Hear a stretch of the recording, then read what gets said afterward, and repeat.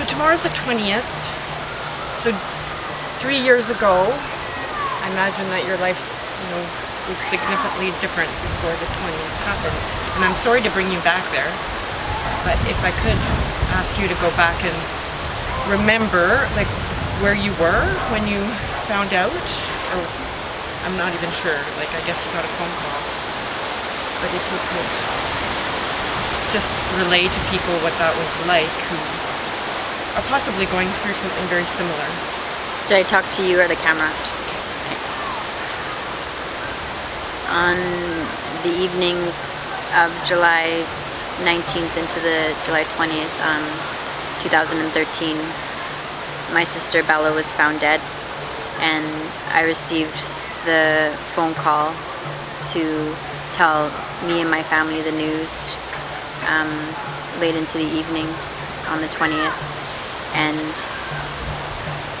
it was probably the most horrifying and horrible experience of my life.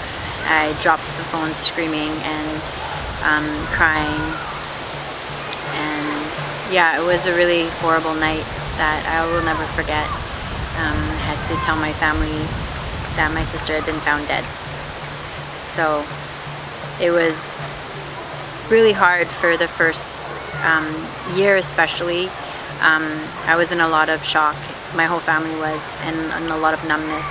It was a really horrifying experience, and really hard to, at many points, talk to the police. Some of the police were okay, but some of the police were pretty insensitive about what had happened to my sister. What could have helped, or what would you have needed back then, thinking back now? Is there something that you would say to someone who's in that moment now? Yeah. I would say to family members that are just coming into what me and my family found ourselves in with the death of my sister, was to try to reach out, if you can, to people that do support work for family members. I feel like that was a really helpful thing, because it was such a new experience for me and my family, that leaning on people that have experience supporting families was of utmost importance and very significant for me, because pushing for justice for my sister's case, it felt very alone at first, and working with It Starts With Us, No More Silence,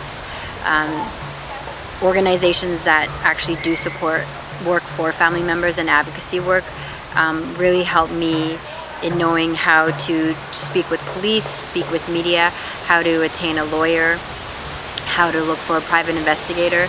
All of these things that I really, and my family were really, before we had, no experience around that, so we were really clueless to it. So walking into it, it felt really invaluable to have that type of support, and not feel alone in, what was the most horrifying experience. So, and aside from what people can do and have to do dealing with the system, what else can families do?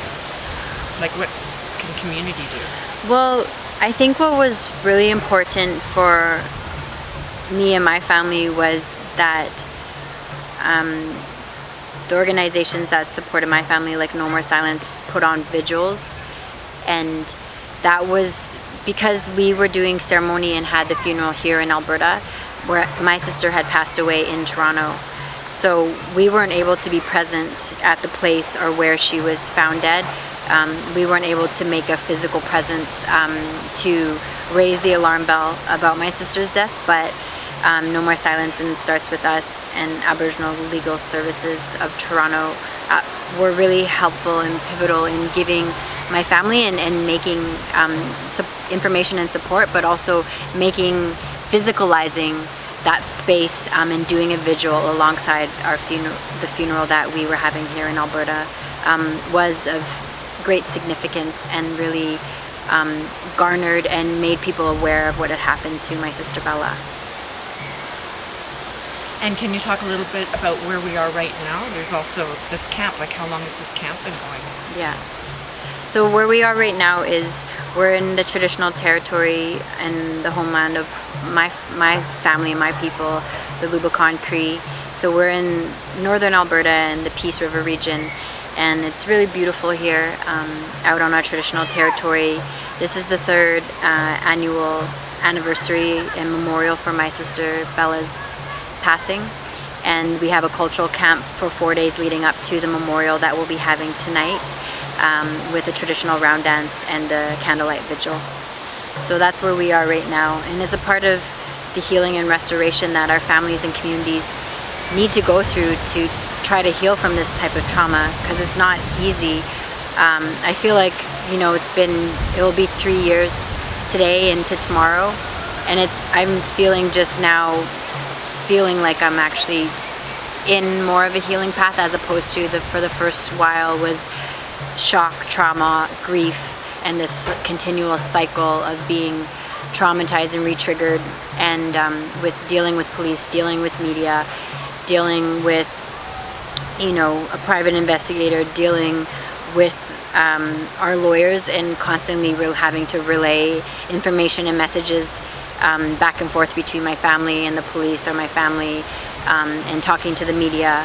And so it's been a really long and hard journey, and now I feel like I'm finally more able to be on the land and enjoy the camp, as opposed to being in like this constant pain that you feel for a long time, missing your loved one.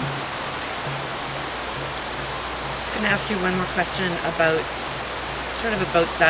those impacts of the trauma, because in the first focus group I did just before leaving here a couple of Fridays ago, that's a theme that came up was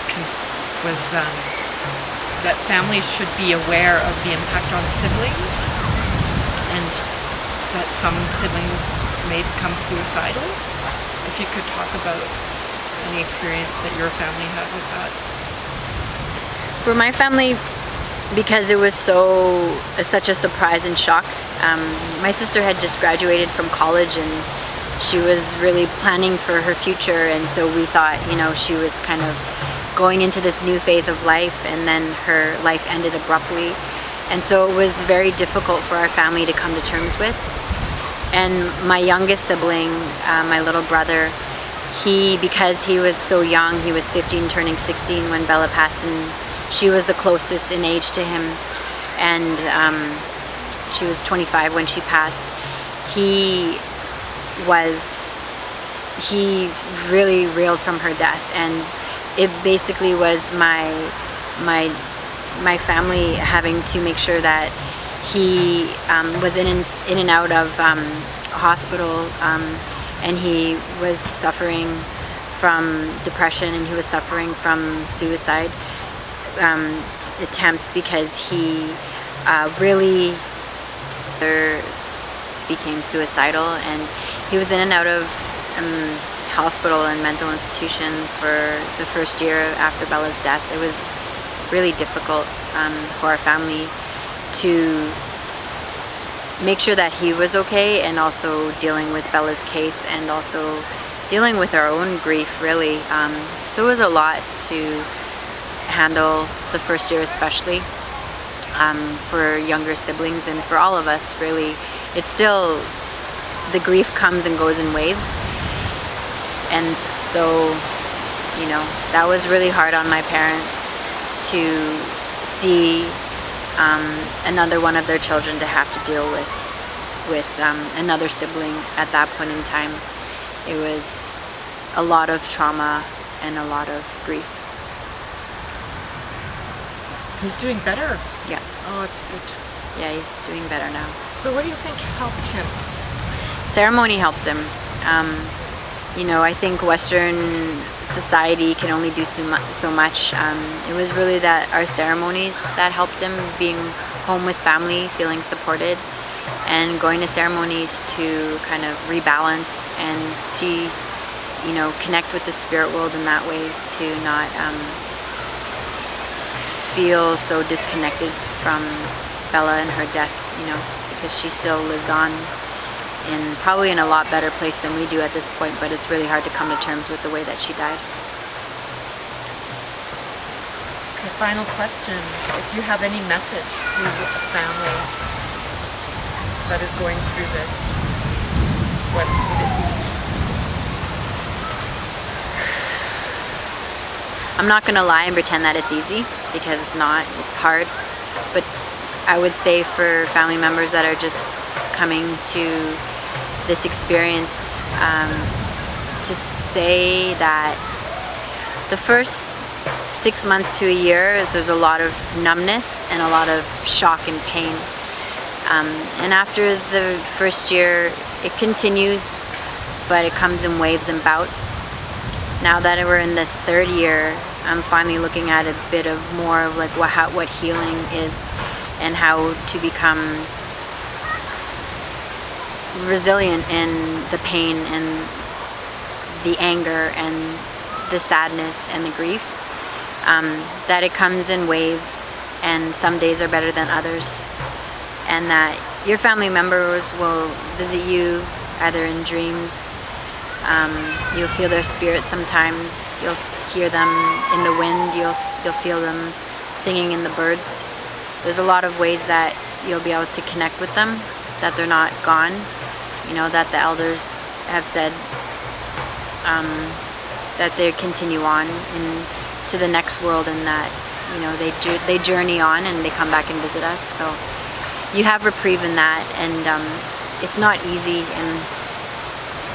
but I would say just like feel it, push into it, and try to, if you can, find support that's really helpful for you through friends, through family, through ceremony, if you can, and trying not to drown your sorrows in substances that really aren't going to give us the help that we, you know, the healing that we really need.